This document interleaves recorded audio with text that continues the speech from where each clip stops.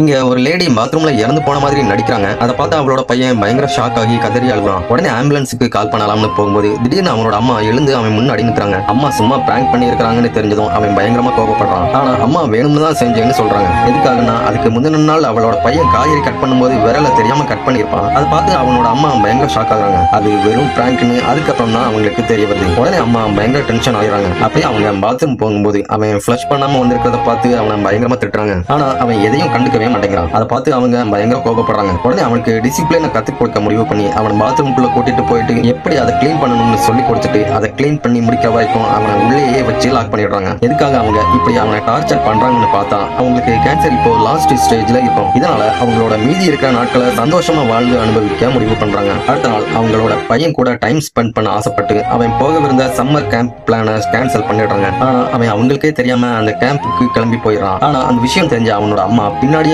அவங்க கார்ல ஃபாலோ பண்ணியே வந்து அவனை திரும்பவும் வீட்டுக்கே கூட்டிட்டு போயிடறாங்க. இதனால அவன் இன்னும் அதிகமா கோபப்படுறான். அவனுக்கு வீட்டுல இருக்கவே இன்ட்ரெஸ்ட் இல்ல. இதனால அவனோட அம்மா ஒரு முடிவு பண்ணி அவனுக்காக அவங்க வீட்டுக்கு பின்னாடி ஒரு பெரிய ஸ்விம்மிங் பூலை கட்ட ஆரம்பிக்கிறாங்க. ஆனா பக்கத்து வீட்டுல இருந்த ஒரு வயசான லேடி கம்ப்ளைண்ட் கொடுத்ததால போலீஸ் அங்க வந்து 3 மாசத்துக்கு ஸ்விம்மிங் பூல் கட்டக்கூடாதுன்னு சொல்லிடுறாங்க. ஆனா அவங்களுக்கு அவ்வளவு டைம் இருந்திருக்காது. இதனால நேரா அந்த பக்கத்து வீட்டு வயசான லேடி கிட்ட போயிட்டு பயங்கரமா சண்டை போடுறாங்க. ஆனா அந்த வயசான லேடி பதிலுக்கு எதுவுமே சொல்லல. ஒரு நாள் நைட்டு அவங்க தூங்கிட்டு இருக்கும்போது அந்த பக்கத்து வீட்டு பாட்டியோட நாய் வந்து அவளோட காலை மெல்ல லீக் பண்ணிட்டு இருக்குது. இதனால அவங்களோட கோபம் இன்னும் அதிகமாகுது. ஆனா அந்த நாய் எதுக்காக அவளையே சுத்தி சுத்தி வருதுன்னு அவளுக்கு தெரிஞ்சிருக்காது. அடுத்த நாள் அவளோட வீட்டு முன்னாடி காரை ரிவர்ஸ் எடுக்கும்போது தெரியாம அந்த நாய் மேல மோதிடுறான். இது தெரிஞ்சதும் அந்த பக்கத்து வீட்டு பாட்டி கோபத்துல வேகமா ஹாஸ்பிட்டலுக்கு வராங்க. அப்பதான் அந்த பாட்டிக்கு அவளுக்கு கடைசி கட்ட புற்றுநோய் இருக்கிற விஷயம் தெரிய வருது. அது தெரிஞ்சதும் அந்த பாட்டியை பயங்கர ஷாக் ஆகுறாங்க. ஏன்னா அந்த நாய்க்கு யாருக்காவது ரொம்பவும் மோசமான நோய் இருந்தா அதை கண்டுபிடிக்கிற சக்தி இருக்கும். அன்னையில இருந்து 2 பேரும் க்ளோஸ் ஃப்ரெண்ட்ஸா மாறிடுறாங்க. அன்னைக்கு அவங்க பையன் அம்மாவோட பர்ஸ்ல பணம் ஏதாவது இருக்குதான்னு தேடுறான். அப்போ அதுல ஒரு கேரேஜோட கீ இருக்கிறதா பாக்குறான். உடனே அந்த கேரேஜுக்கு போயிட்டு அதை ஓபன் பண்ணி பார்த்ததும் பயங்கர ஷாக் ஆகிறான். அதுக்குள்ள அவனோட அம்மா அவனுக்காக முன்கூட்டியே வாங்கி வச்சிருந்த நிறைய கிஃப்ட்ஸ் இருக்குது. அங்க இருந்த கிரீட்டிங் கார்டை அவன் ஓபன் பண்ணி பார்க்கும்போது அதுக்குள்ள அவனோட 16 வயசுல இருந்து 30 வயசு வரைக்கும் எல்லா பர்த்டேக்கும் அட்வான்ஸா அவனோட அம்மா அவனை விஷ் பண்ணிருப்பாங்க. அப்பதான் அவனோட அம்மா இன்னும் கொஞ்ச நாள்ல அவனை விட்டுட்டு நிரந்தரமா போக போறாங்கன்னு அவனுக்கு புரியுது.